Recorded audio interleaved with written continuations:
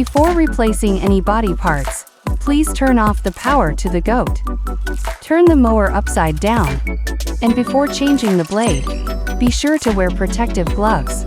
Loosen the screws that hold the blade in place, and remove both the screws and the blade.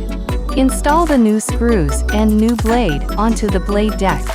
Ensure that the blade is flat and can rotate freely after installation.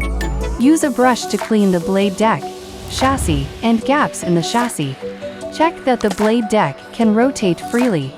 Use a cloth or brush to remove dirt from the front and rear wheels to ensure the tires rotate smoothly.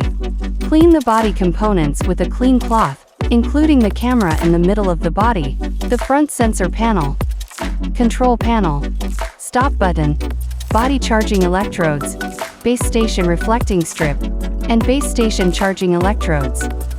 Disconnect the power of the charging base station and RTK base station.